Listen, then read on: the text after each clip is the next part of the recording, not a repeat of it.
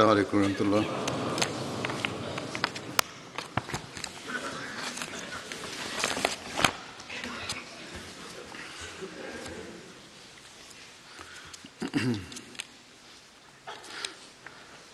أشهد أن لا إله إلا الله وحده لا شريك له وأشهد أن محمدا عبده ورسوله. أما بعد فأعوذ بالله من الشيطان الرجيم. بسم الله الرحمن الرحيم. الحمد لله رب العالمين الرحمن الرحيم مالك يوم الدين. إياك نعبد وإياك نستعين. اهدنا الصراط المستقيم صراط الذين أنعمت عليهم غير المغضوب عليهم ولا الضالين.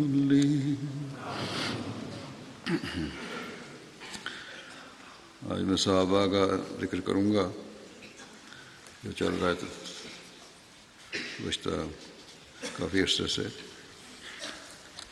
بدری صحابہ کا جو پہلا ذکر ہے وہ ہے حضرت قتادہ بن نعمان انصاری کا. حضرت قتادہ کا تعلق انصار کے قبیلہ خزرج کے خاندان بنو ظفر سے تھا. ان کے والد کا نام نعمان بن زید اور والدہ کا نام انیسہ بنت قیس تھا. حضرت قتادہ کی کنیت ابو عمر کے علاوہ ابو عمر اور ابو عبداللہ بھی بیان کی جاتی ہے. حضرت قتادہ حضرت ابو سعید خدری کے اخیافی بھائی تھے، یعنی والدہ کی طرف سے بھائی تھے. حضرت قتادہ کو 70 انصاری صحابہ کے ہمراہ بیعت عقبہ میں شمولیت کی توفیق ملی. البتہ دوسری روایت جو ہے علامہ ابن اسحاق کی، انہوں نے لکھا ہے کہ عقبہ میں شامل ہونے والے انصاری صحابہ میں یہ نہیں تھے، یا ان کا تذکرہ نہیں کیا انہوں نے. حضرت قتادہ رسول اللہ صلی اللہ علیہ وسلم کے مقرر کردہ تیر اندازوں میں سے تھے، اور غزوہ بدر، احد، غزوہ خندق اور بعد کے دیگر تمام غزوات میں رسول اللہ صلی اللہ علیہ وسلم کے ہمراہ شمولیت کی توفیق ملی.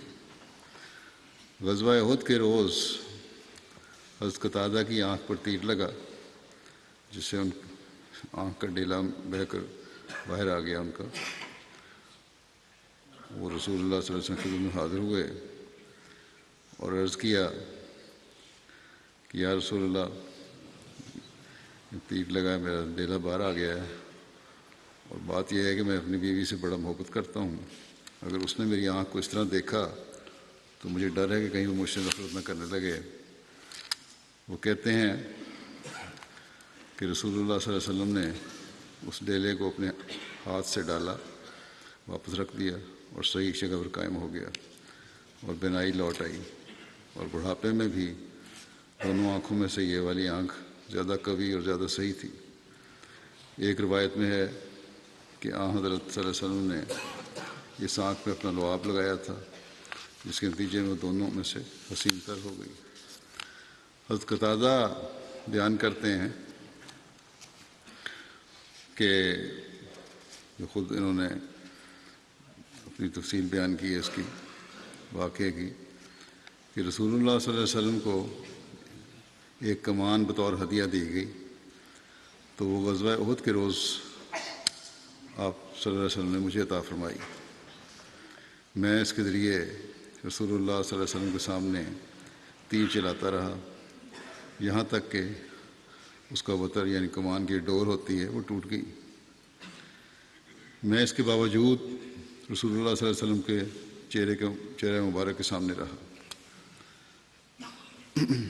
حضرت اللہ کا ذکر ہوتا ہے، ان کا بھی ذکر ہے۔ کہتے ہیں میں سامنے کھڑا رہا، جب بھی کوئی تیر رسول اللہ صلی اللہ علیہ وسلم کی طرف آتا تو میں اپنا سر اس کے آگے کر دیتا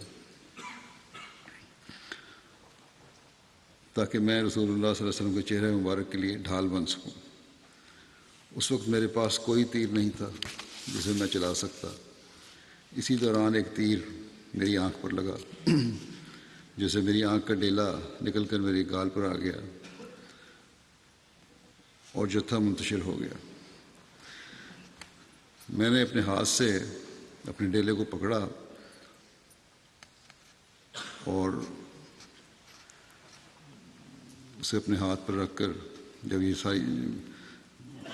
سرسے میں منتشر بھی ہو گیا جتھا جو حملہ پر تھا، اس کے بعد کہتے ہیں میں نے اپنے ہاتھ سے اپنے ڈیلے کو پکڑا اور اسے اپنے ہاتھ پر رکھ کر رسول اللہ صلی اللہ علیہ وسلم کی خدمت میں حاضر ہوا۔ وہیں لے گیا، قریب ہی تھا۔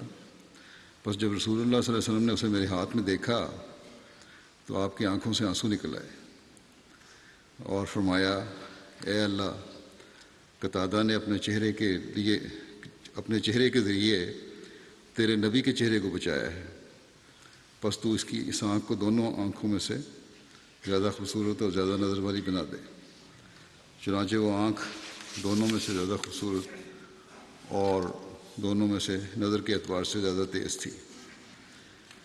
انہوں نے خود جو بیان کیا ہے وہاں کوئی نہیں لکھا کہ میری بیوی کی محبت ہے اس لیے مجھے نہیں کرے گی۔ تاریخ دانوں نے وہ واقعہ لکھا جو پہلے میں نے بیان کیا تھا۔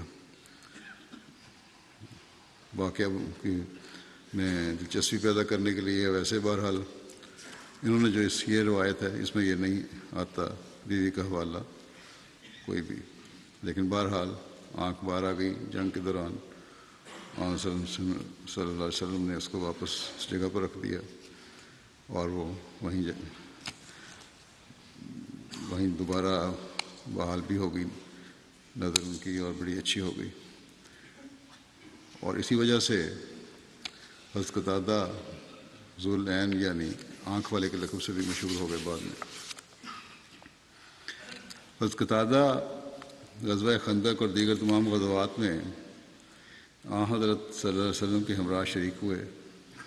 فتح مکہ کے موقع پر قبیلہ بنو ظفر کا جھنڈا حضرت قتادہ کے ہاتھ میں تھا۔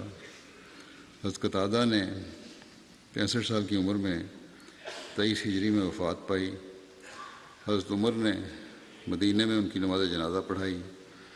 قبر میں ان کے اخیافی بھائی حضرت ابو سعید خدری اور محمد بن مسلمہ اور حارث بن خزمہ اترے، اور ایک روایت کے مطابق حضرت عمر بھی قبر میں اترنے والوں میں شامل تھے۔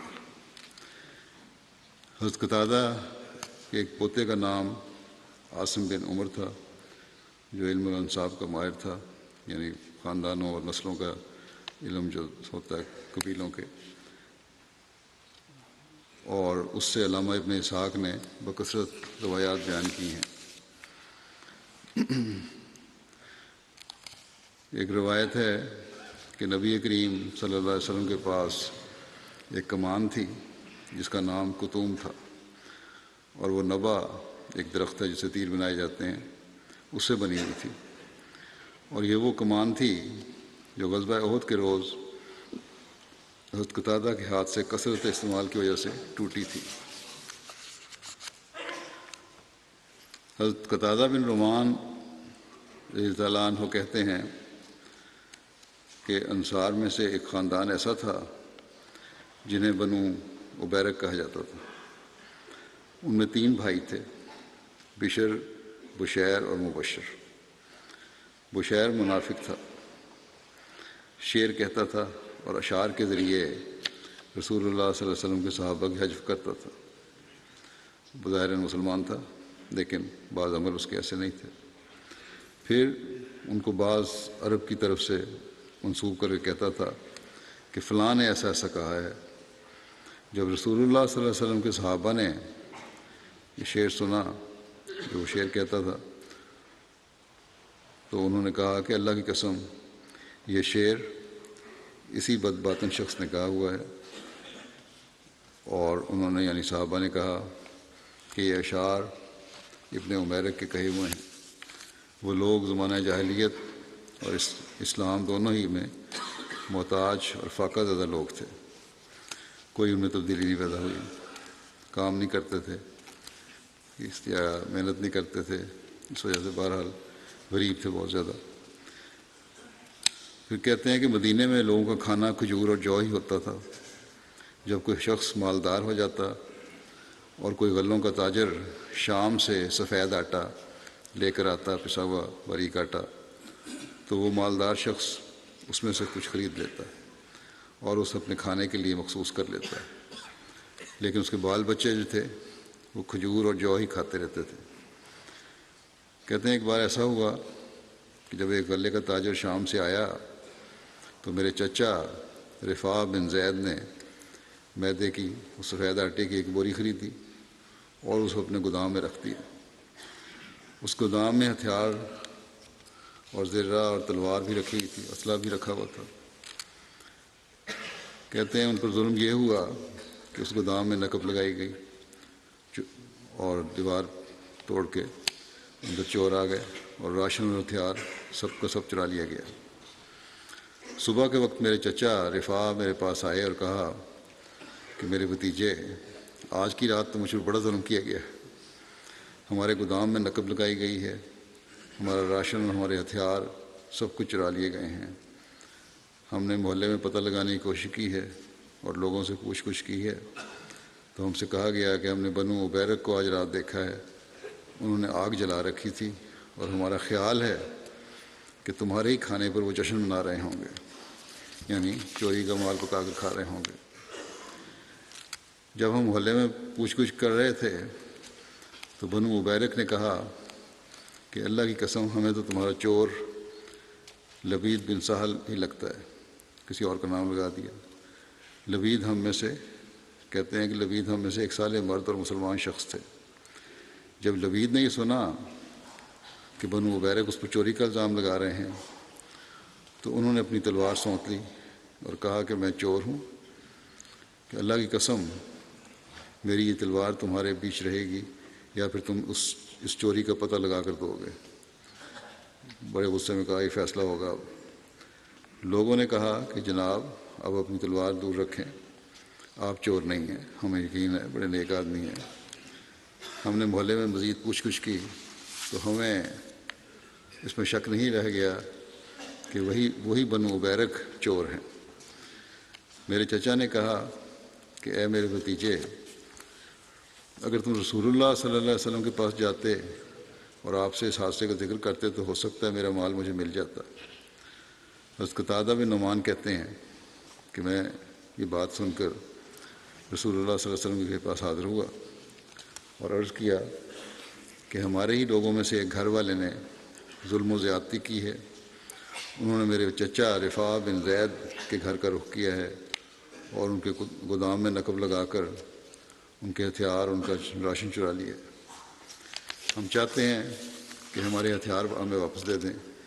جہاں تک راشن یا غلے کا تعلق ہے تو ہمیں اس کی ضرورت نہیں۔ نبی اکرم صلی اللہ علیہ وسلم نے فرمایا کہ میں اس بارے میں مشورے کے بعد کوئی فیصلہ دوں گا۔ جب یہ بات بنو عبیرک نے سنی تو اپنی قوم کے ایک شخص کے پاس آئے، اس شخص کو اسیر بن عروہ کہا جاتا تھا۔ انہوں نے اس سے اس معاملے میں بات کی اور محلے کے کچھ لوگ بھی اس معاملے میں ان کے ساتھ ایک رائے ہو گئے، اور ان سب نے رسول اللہ صلی اللہ علیہ وسلم کے پاس پہنچ کر کہا کہ اے اللہ کے رسول، قتادہ بن نعمان اور ان کے چچا دونوں ہم ہی لوگوں میں سے ایک گھر والوں پر جو مسلمان ہیں اور اچھے لوگ ہیں، بغیر کسی گواہ اور بغیر کسی ثبوت کے چوری کا الزام لگاتے ہیں۔ قتادہ کہتے ہیں کہ میں رسول اللہ صلی اللہ علیہ وسلم کے پاس آیا، آپ سے بات چیت کی۔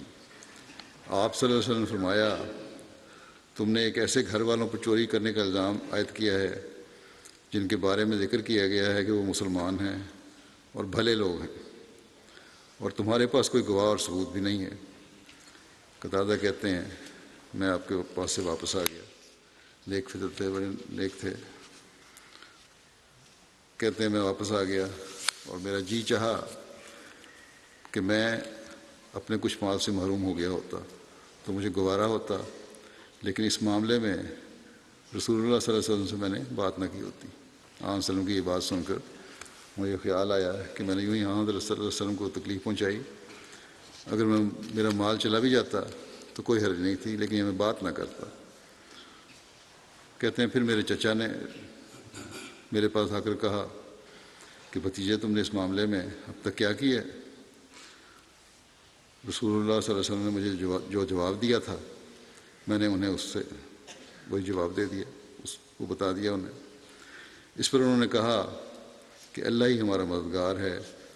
ہماری اس بات چیت کو ہوئے تھوڑا ہی عرصہ گزرا تھا کہ قرآن کریم کی آیات نازل ہوئیں کہ انا انزلنا الیک الکتاب بالحق لتحکم بین الناس بما اراک اللہ ولا تکن للخائنین خصیما، یعنی ہم نے یقیناً تیری طرف کتاب کو حق کے ساتھ نازل کیا ہے تاکہ تو لوگوں کے درمیان اس کے مطابق فیصلہ کرے جو اللہ نے تجھے سمجھایا ہے، اور خیانت کرنے والوں کے حق میں بحث کرنے والا نہ بن۔ خائنین سے مراد یہاں لکھا ہے کہ بنو ابیرک ہیں، اور پھر یہ بھی ہے کہ واستغفر اللہ کہ اللہ سے مغفرت چاہو۔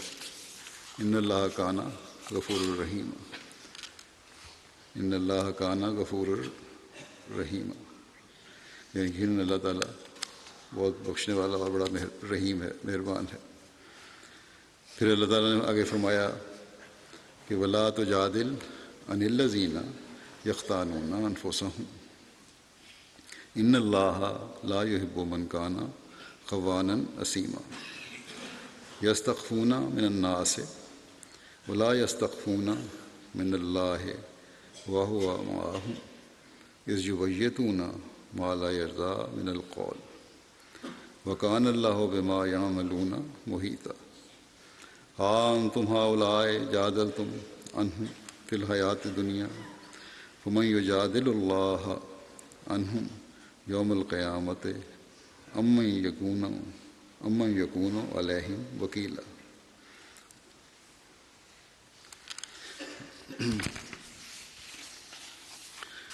ومن یعمل سوءا اور یظلم نفسہ ثم یستغفر اللہ یجد اللہ غفور الرحیم، اور ان لوگوں کی طرف سے بحث نہ کر جو اپنے نفسوں سے خیانت کرتے ہیں، یقین اللہ سخت خیانت کرنے والے گناہ گار کو پسند نہیں کرتا۔ وہ لوگوں سے تو چھپ جاتے ہیں جبکہ اللہ سے نہیں چھپ سکتے، اور وہ ان کے ساتھ ہوتا ہے جب وہ راتیں ایسی باتیں کرتے ہوئے گزارتے ہیں جو وہ پسند نہیں کرتا، اور اللہ اسے گھیرے ہوئے ہے جو وہ کرتے ہیں۔ دیکھو تم وہ لوگ ہو کہ تم دنیا کی زندگی میں تو ان کے حق میں بحثیں کرتے ہو، بس قیامت کے دن ان کے حق میں اللہ سے کون بحث کرے گا، یا کون ہے جو ان کا حمایتی ہوگا؟ اور جو بھی کوئی برا فعل کرے یا اپنی جان پر ظلم کرے پھر اللہ سے بخشش طلب کرے، وہ اللہ کو بہت بخشنے والا اور بار بار رحم کرنے والا پائے گا۔ پھر آگے اللہ تعالیٰ فرماتا ہے کہ وَمَن یکسب اسمًا فإنما یکسبہ علی نفسہ وکان اللہ علیما حکیما ومن یکسب خطیئۃ او اسما ومن یکسب خطیئۃ او اسما ثم یرمی بہ بریا فقد احتمل بہتانا و اسما مبینا، یعنی جو کوئی گناہ کماتا ہے تو یقیناً وہ اسے اپنے ہی خلاف کماتا ہے، اور اللہ دائمی علم رکھنے والا اور حکمت والا ہے۔ اور جو کسی خطا کا مرتکب ہو یا گناہ کرے پھر کسی معصوم پر اس کی تہمت لگا دے تو اس نے بہت بڑا بہتان اور کھلا کھلا گناہ کا بوجھ اٹھایا ہے۔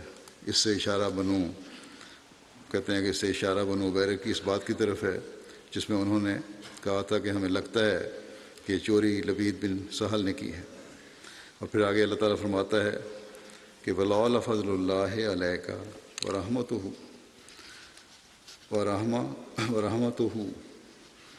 لَهَمَّتْ طَائِفَةٌ مِّنْهُمْ أَن يُضِلُّوكَ وَمَا يُضِلُّونَ إِلَّا أَنفُسَهُمْ وَمَا يَضُرُّونَكَ مِنْ شَيْءٍ وَأَنزَلَ اللَّهُ عَلَيْكَ الْكِتَابَ وَالْحِكْمَةَ وَعَلَّمَكَ مَا لَمْ تَكُنْ تَعْلَمُ وَكَانَ فَضْلُ اللَّهِ عَلَيْكَ عَظِيمًا لا خیر فی کثیر من نجواہم الا من امر بصدقۃ او معروف او اصلاح بین الناس ومن یفعل ذلک ابتغاء مرضات اللہ فسوف نؤتیہ اجرا عظیما۔ اور اگر تجھ پر اللہ کا فضل اور اس کی رحمت نہ ہوتے تو ان میں سے ایک گروہ نے تو ارادہ کر رکھا تھا کہ وہ ضرور تجھے گمراہ کر دیں گے، لیکن وہ اپنے سوا کسی کو گمراہ نہیں کر سکتے اور وہ تجھے ہرگز کوئی نقصان نہیں پہنچا سکیں گے۔ اور اللہ نے تجھ پر کتاب اور حکمت اتارے ہیں اور تجھے وہ کچھ سکھایا ہے جو تو نہیں جانتا تھا، اور تجھ پر اللہ کا فضل بہت بڑا ہے۔ ان کے اکثر خفیہ مشوروں میں کوئی بھلائی کی بات نہیں سوائے اس کے کہ کوئی صدقہ یا معروف کی یا لوگوں کے درمیان اصلاح کی تلقین کرے، اور جو بھی اللہ کی رضا حاصل کرنے کی خواہش میں ایسا کرتا ہے تو ضرور ہم اسے ایک بڑا اجر عطا کرتے ہیں۔ تو یہ بہرحال آیات اور بھی بڑے مطالب ہیں، لیکن اگر اس کے بارے میں بھی دیا جائے، کچھ عرصے بعد ہوئی ان کو یہی خیال ہوا کہ ہمارے اس معاملے کی میں یہ ساری آیات نازل ہوئی ہیں، تو اللہ تعالیٰ نے حضرت صلی اللہ علیہ وسلم پر وہ حقیقت کھول دی۔ اور پھر اس کا اثر یہ بھی ہوا کہ جب یہ آیات نازل ہوئیں تو بنو عبیرک جن کی چوری کا جن پہ شبہ تھا، انہوں نے سمجھا کہ یہ ہمارے بارے میں ہی ہیں، انہوں نے تسلیم کر لی اپنی چوری اور ہتھیار رسول اللہ صلی اللہ علیہ وسلم کے پاس لے آئے، اور پھر آپ صلی اللہ علیہ وسلم نے وہ رفاع کو جو مالک تھے ان کو ہتھیار لٹا دیے۔ حضرت قتادہ کہتے ہیں کہ میرے چچا بوڑھے تھے اور اسلام لانے سے پہلے زمانہ جاہلیت میں ان کی نگاہیں کمزور ہو چکی تھیں، اور میں سمجھتا تھا کہ ان کے ایمان میں کچھ خلل ہے، لیکن جب میں ہتھیار لے کر اپنے چچا کے پاس پہنچا، یہ سمجھتا تھا کہ ایمان تو یہ لے آئے ہیں، مسلمان ہو گئے ہیں، لیکن ایمان مضبوط نہیں ہے۔ لیکن جب یہ ہتھیار واپس ہوئے ان لوگوں کی طرف سے جنہوں نے چرائے تھے، اور میں لے کے اپنے چچا کے پاس گیا تو انہوں نے کہا کہ اے میرے بھتیجے، اسے میں اللہ کی راہ میں صدقہ میں دیتا ہوں۔ تو اس وقت پھر مجھے پتہ لگ گیا اور میں نے یقین کر لیا کہ چچا کا اسلام پختہ اور درست تھا، اور مجھے یوں ہی شک تھا ان پہ کہ ان کا ایمان مضبوط نہیں۔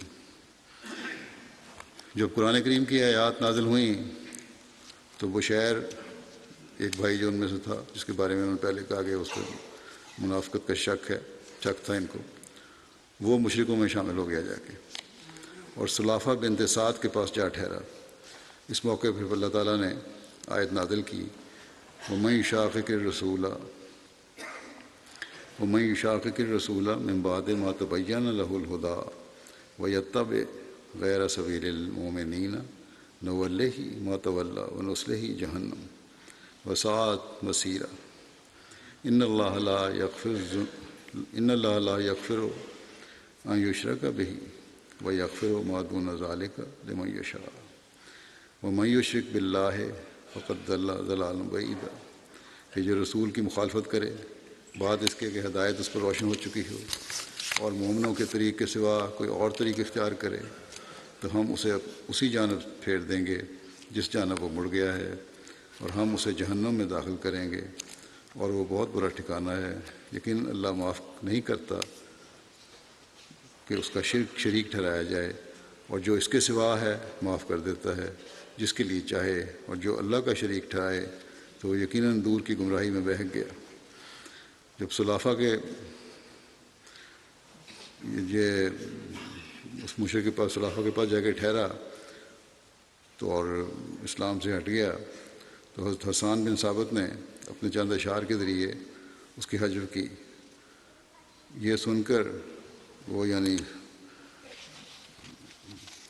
صلافہ بنت سعد جو تھی، اس نے اپنا اس کا سامان اپنے سر پر رکھ کر گھر سے نکلی اور میدان میں پھینک آئی، اور پھر اس نے کہا کہ تم نے ہمیں حسان کے شعر کا تحفہ دیا ہے، یعنی یہ حجر لکھی ہے اس نے اور تمہاری وجہ سے لکھی گئی ہے، ہم بھی اس میں شامل ہو گئے، تم سے مجھے کوئی فائدہ پہنچنے والا نہیں، اس لیے میں تمہارا سامان نہیں رکھوں گی۔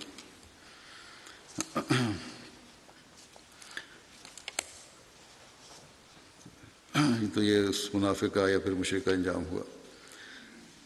پھر حضرت ابو سعید خدری سے مروی ہے کہ حضرت قتادہ بن نعمان نے ایک مرتبہ سورہ اخلاص ہی پر ساری رات گزار دی، ساری رات سورہ اخلاص پڑھتے رہے۔ نبی کریم صلی اللہ علیہ وسلم کے سامنے جب اس کا تذکرہ ہوا تو آپ صلی اللہ علیہ وسلم نے فرمایا کہ اس ذات کی قسم جس کے دست قدرت میں میری جان ہے، سورہ اخلاص نصف یا تہائی قرآن کے برابر ہے، جو آگے کرتے ہیں یہی بات کی تھی۔ یعنی اللہ تعالیٰ کی وحدانیت جو ہے وہی تو حقیقی قرآن ہے، اور یہی قرآن کریم میں اسی کی تعلیم ملتی ہے۔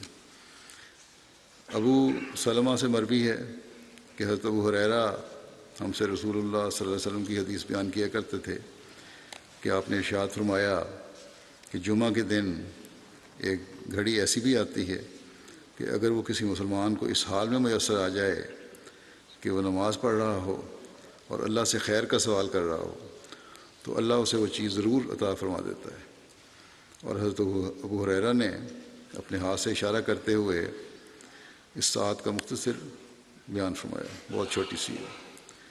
جب حضرت ابو ہریرہ کی وفات ہوئی تو کہتے ہیں کہ میں نے اپنے دل میں سوچا کہ بخدا اگر میں حضرت ابو سعید خدری کے پاس گیا تو ان سے اس گھڑی کے متعلق ضرور پوچھوں گا، ہو سکتا ہے انہیں اس کا علم ہو۔ چنانچہ ایک مرتبہ میں ان کی خدمت میں حاضر ہوا تو دیکھا وہ چھڑیاں سیدھی کر رہے تھے، تو میں نے ان سے پوچھا کہ ابو سعید یہ کیسی چھڑیاں ہیں جو آپ سیدھی کر رہے ہیں، سوٹیاں جو تھیں میں آپ کو سیدھی کرتے دیکھ رہا ہوں۔ انہوں نے جواب دیا کہ یہ وہ چھڑیاں ہیں جن میں اللہ تعالیٰ نے ہمارے لیے برکت رکھی ہے، رسول اللہ صلی اللہ علیہ وسلم انہیں پسند فرماتے تھے اور انہیں ہاتھ میں پکڑ کر چلا کرتے تھے، ہم انہیں سیدھا کر کے نبی کریم صلی اللہ علیہ وسلم کو لاتے تھے۔ کہتے ہیں کہ ایک مرتبہ نبی کریم صلی اللہ علیہ وسلم نے مسجد میں قبلہ رخ تھوک لگا ہوا دیکھا، کسی نے صاف کیا، تھوک پھینکا۔ اس وقت آپ کے ہاتھ میں ان میں سے ہی ایک چھڑی تھی، آپ نے اس چھڑی سے اسے صاف کرتے ہوئے فرمایا کہ جب تم میں سے کوئی شخص نماز میں ہو تو سامنے مت تھوکے، کیونکہ سامنے اس کا رب ہوتا ہے۔ اللہ تعالیٰ کے حضور حاضر ہو رہے ہو، سامنے کی طرف نہ تھوکا کرو۔ اور اس وقت پوری طرح بھی میرا خیال ہے احکامات بھی نہیں تھے، اس لیے اس روایت میں یہ ہے کہ بائیں جانب یہ پاؤں کے نیچے تھوکو، اور یہ روایت بخاری میں بھی ہے۔ اس وقت کچی جگہ ہوتی تھی اور بعد میں مٹی ڈال کے صاف کر دیتے ہوں گے یا مٹی سے، اس لیے نیچے تھوکنے کا کہا۔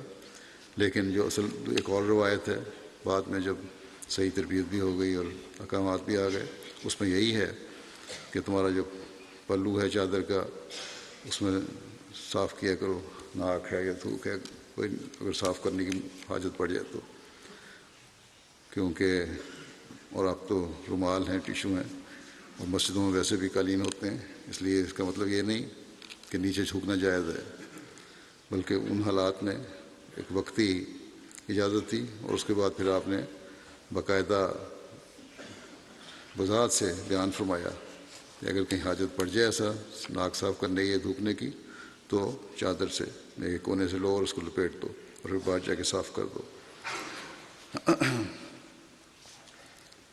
تو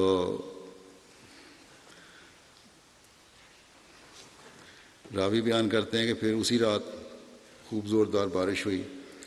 جب نماز عشاء کے لیے نبی کریم صلی اللہ علیہ وسلم باہر تشریف لائے تو ایک دم بجلی چمکی تو آپ کی نظر حضرت قتادہ بن نعمان پر پڑی۔ آپ نے فرمایا، اے قتادہ، رات کے اس وقت یہ کر رہے ہو تم؟ انہوں نے عرض کیا کہ یا رسول اللہ صلی اللہ علیہ وسلم، مجھے معلوم تھا کہ آج نماز کے لیے بہت تھوڑے لوگ آئیں گے، بارش بہت ہو رہی ہے، بجلی چمک رہی ہے، تو میں نے سوچا کہ میں نماز میں شریک ہو جاؤں، اور میں پہلے آ گیا۔ نبی کریم صلی اللہ علیہ وسلم نے فرمایا، جب تم نماز پڑھ چکو تو رک جانا یہاں تک کہ میں تمہارے پاس سے گزرنے لگوں۔ چنانچہ نماز سے فارغ ہو کر نبی کریم صلی اللہ علیہ وسلم نے حضرت قتادہ کو ایک چھڑی دی اور فرمایا، یہ لے لو، یہ تمہارے 10 قدم آگے اور 10 قدم پیچھے روشنی دے گی۔ پھر جب تم اپنے گھر میں داخل ہو اور وہاں کسی کونے میں کسی انسان کا سایہ نظر آئے تو اس کے بولنے سے پہلے اسے اس چھڑی سے مار دینا کہ وہ شیطان ہوگا۔ چنانچہ انہوں نے ایسا ہی کیا۔ تو یہ کہتے ہیں ابو سعید کہ اسی وجہ سے ہم ان چھڑیوں کو پسند کرتے ہیں۔ یہ چھڑیاں ہمیں حضرت صلی اللہ علیہ وسلم دی ہوئی ہیں اور ہم دیا کرتے تھے، اور خاص طور پہ بنا کے، اور آپ کو استعمال کیا کرتے تھے، پھر واپس بھی کر دیتے تھے یا دے دیتے تھے تحفے کے طور پر۔ اور یہ بہت ساری برکات ہیں ان چھڑیوں میں، اس لیے میں ان کو جوڑ رہا ہوں۔ پھر میں نے عرض کیا، یہ کہتے ہیں ابو سلمہ کہ اے ابو سعید، حضرت ابو ہریرہ نے ہمیں ایک ایسی گھڑی کے متعلق حدیث سنائی ہے جو کہ جمعے کے دن آتی ہے۔ وہ سوال تو وہ پوچھنے کیا تھا، وہاں پھر ان کو دیکھتے ہوئے سوٹیوں کے ساتھ اکٹھے کر رہے ہیں، ارینج کر رہے ہیں، پھر وہ اس کا ضمن ذکر آ گیا، اس کی تفصیل بیان ہو گئی۔ اب دوبارہ اپنے سوال کی طرف لوٹتے ہیں۔ کہتے ہیں کہ یہ ابو ہریرہ سے یہ روایت ہے کہ جمعے کے دن ایسی گھڑی آتی ہے جس میں اب ابو ہریرہ سے، کیا آپ کو اس ساعت کا علم ہے جس میں دعا قبول ہوتی ہے؟ تو انہوں نے کہا کہ میں نے نبی کریم صلی اللہ علیہ وسلم سے اس ساعت کے متعلق دریافت کیا تھا، تو نبی کریم صلی اللہ علیہ وسلم نے فرمایا کہ مجھے پہلے تو وہ گھڑی بتائی گئی تھی، لیکن پھر شب قدر کی طرح بلا دی گئی۔ ابو سلمہ کہتے ہیں کہ پھر میں وہاں سے نکل کر حضرت عبداللہ بن سلام کے پاس چلا گیا۔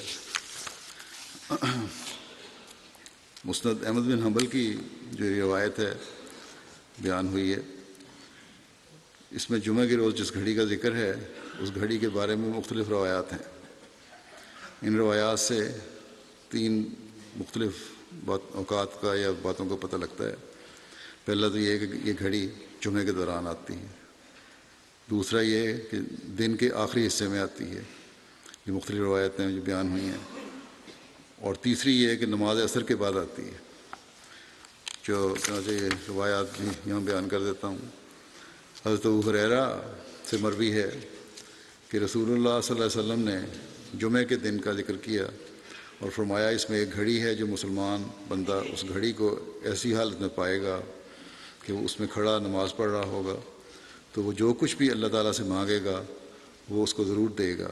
اور آپ کے ہاتھ سے اشارہ کیا کہ وہ گھڑی بہت تھوڑی سی ہے، بہت تھوڑا وقت ہے وہ۔ پھر ایک صحیح مسلم کی روایت ہے، ابو بردہ بن ابو موسیٰ اشعری سے روایت ہے، وہ کہتے ہیں کہ حضرت عبداللہ بن عمر نے مجھ سے کہا، کیا تم نے اپنے والد سے جمعے کی گھڑی کی کیفیت کے بارے میں رسول اللہ صلی اللہ علیہ وسلم سے حدیث بیان کرتے سنا ہے؟ وہ کہتے ہیں کہ میں نے کہا، ہاں میں نے سنا ہے۔ وہ کہتے ہیں کہ میں نے رسول اللہ صلی اللہ علیہ وسلم کو فرماتے ہوئے سنا کہ وہ گھڑی امام کے بیٹھنے سے نماز کے ختم ہونے کے درمیان ہوتی ہے۔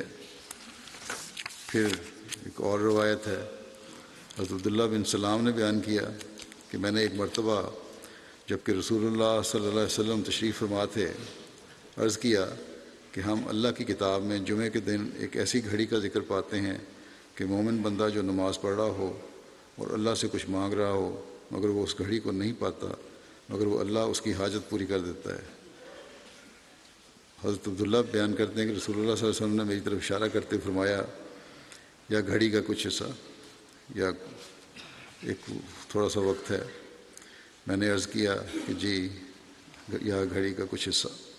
پھر میں نے عرض کیا کہ وہ کون سی گھڑی ہے؟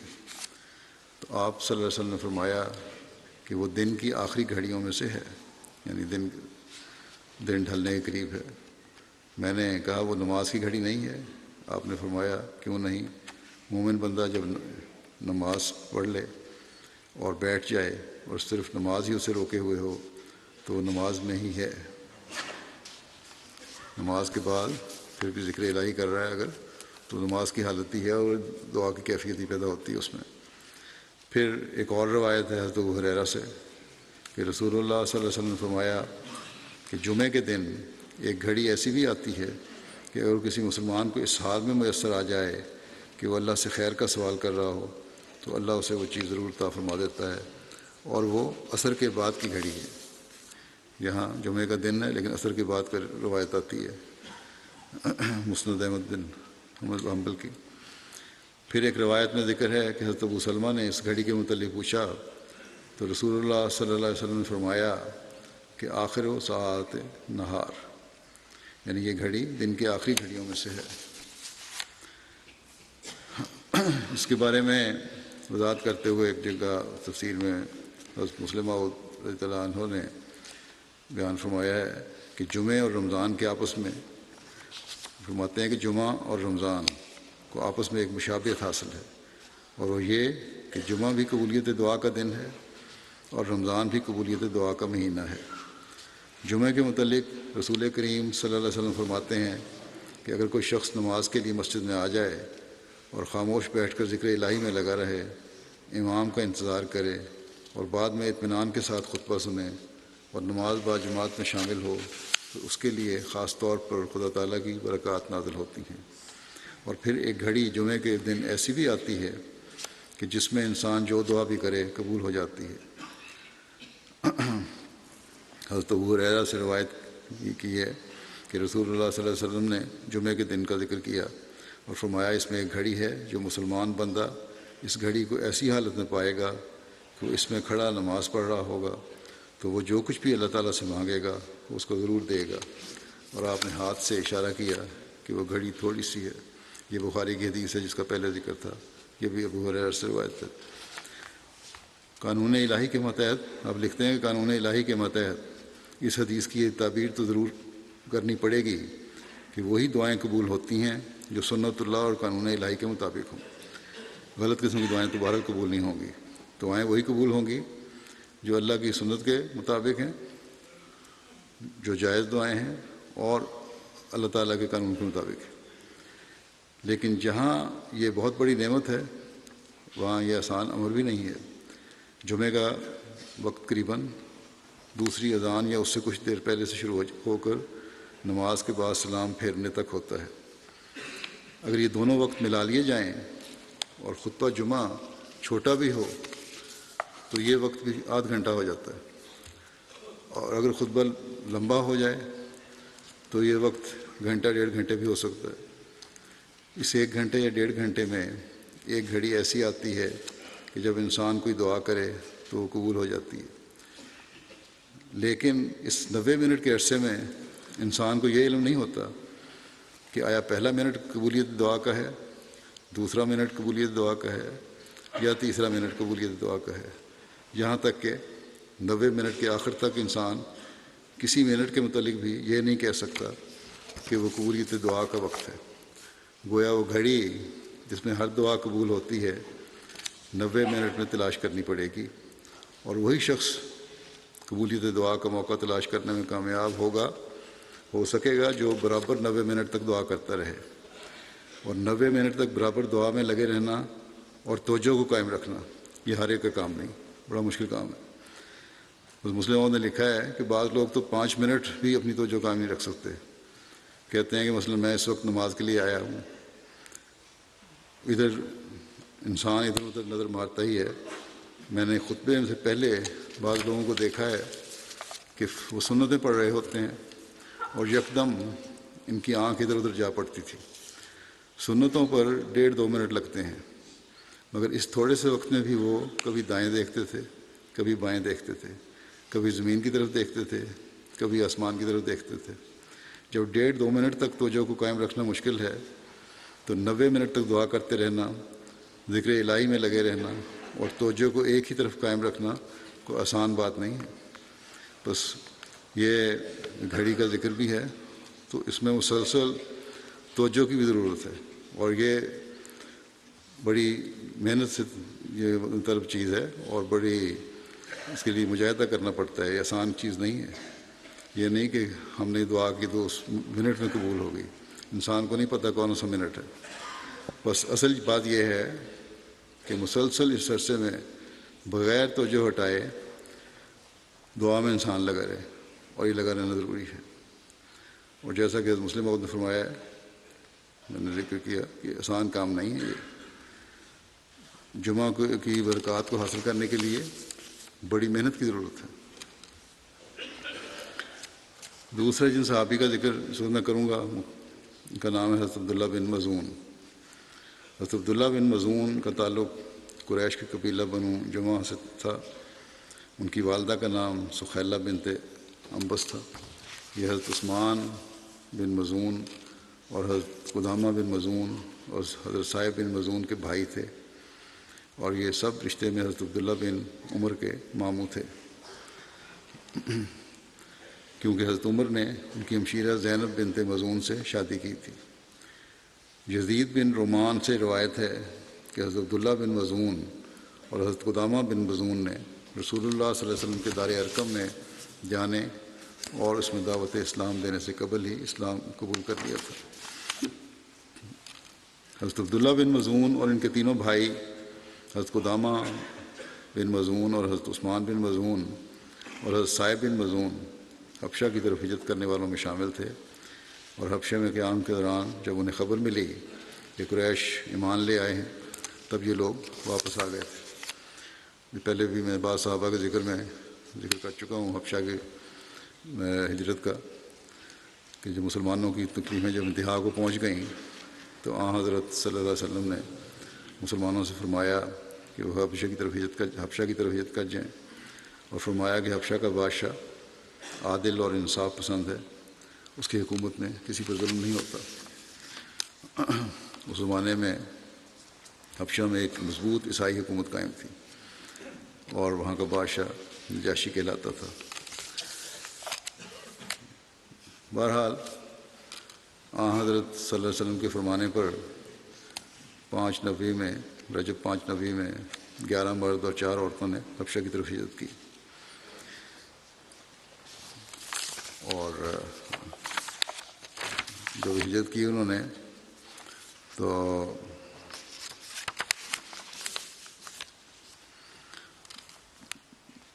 یہ ان کی خوش قسمتی تھی، جو مکے سے نکلے ہیں جنوب کی طرف سفر کرتے ہوئے، جب یہ شعیبہ مقام پہنچے جو اس زمانے میں عرب کی ایک بندرگاہ تھی، تو اللہ تعالیٰ کا ایسا فضل ہوا کہ ان کو ایک تجارتی جہاز مل گیا جو حبشہ کی طرف روانہ ہونے کو بالکل تیار تھا۔ چنانچہ یہ سب امن سے اس میں سوار ہو گئے اور جہاز روانہ ہو گیا۔ حبشہ پہنچ کر مسلمانوں کو نہایت امن کی زندگی نصیب ہوئی، اور خدا کر کے قریش کے مظالم سے چھٹکارا ملا۔ لیکن جیسا کہ بعض مورخین نے بیان کیا ہے، اور پہلے ان کے ضمن میں بیان ہو چکا ہے کہ واپس آ گئے تھے خبر سن کے۔ مہاجرین کو حبشہ میں گئے زیادہ عرصہ نہیں گزرا تھا کہ ایک اڑتی افواہ ان کو پہنچی کہ قریش مسلمان ہو گئے، تمام قریش، اور مکے میں بالکل امن ہو گیا ہے۔ اس خبر کا یہ نتیجہ ہوا کہ اکثر مہاجرین بلا سوچے سمجھے واپس آ گئے۔ جب یہ لوگ مکے کے پاس پہنچے تو پتہ لگا کہ یہ خبر تو غلط تھی، اور مہاجرین کو حبشہ سے واپس لانے کی ایک کوشش تھی کافروں کی۔ اب بڑی مشکل کا سامنا تھا ان سب کو۔ بہرحال بعض رستہ نہیں تھا، بعض تو رستے میں سے واپس چلے گئے، اور بعض نے کسی صاحب اثر کی مکے میں آ کے پناہ لے لی، لیکن وہ بھی زیادہ عرصہ پھر قائم نہیں رہ سکتی تھی۔ قریش کے مظالم جو تھے وہ بڑھتے چلے گئے، اور مسلمانوں کے لیے کوئی امن کی جگہ نہیں تھی مکے میں۔ تو اس پر پھر حضرت صلی اللہ علیہ وسلم نے ارشاد فرمایا کہ یہ ہجرت کرو، اور پھر دوسرے مسلمانوں نے بھی خفیہ ہجرت کی تیاری شروع کر دی، اور موقع پا کر آہستہ آہستہ نکلتے گئے. بالآخر یہ ہجرت کا سلسلہ ایسا شروع ہوا کہ بالآخر یہ مہاجرین کی حبشہ کی میں مہاجرین کی تعداد جو تھی وہ 100 تک پہنچ گئی، جن میں 18 عورتیں تھیں، باقی مرد تھے. تو اس طرح دوسری ہجرت یہ ہوئی. بہرحال عبداللہ بن کے متعلق یہی ہے کہ وہ عبداللہ بن مظعون کہ وہ پہلے ہجرت میں واپس آئے تھے. دوبارہ واپس گئے یہ نہیں پتہ، یا پھر مدینہ ہجرت کی بعد میں. حضرت عبداللہ بن مظعون جب ہجرت کر کے مدینہ پہنچے، یہاں سے پھر انہوں نے مدینہ ہجرت کی. جب مدینہ پہنچے تو حضرت صلی اللہ علیہ وسلم نے ان کے اور سہل بن عبید اللہ انصاری کے درمیان مواخات قائم فرمائی.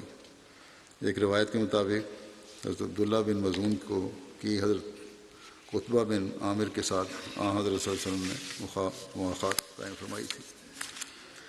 حضرت عبداللہ بن مظعون اپنے تینوں بھائیوں حضرت عثمان بن مظعون اور حضرت قدامہ بن مظعون اور حضرت صائب بن مظعون کے ہمراہ غزوہ بدر میں رسول اللہ صلی اللہ علیہ وسلم کے ساتھ شریک ہوئے تھے.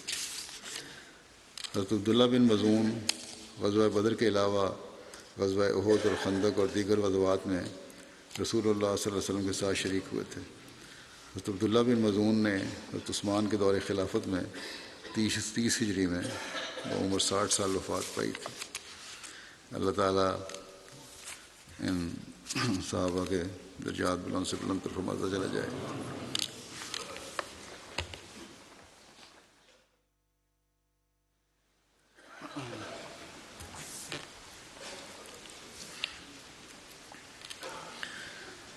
الحمد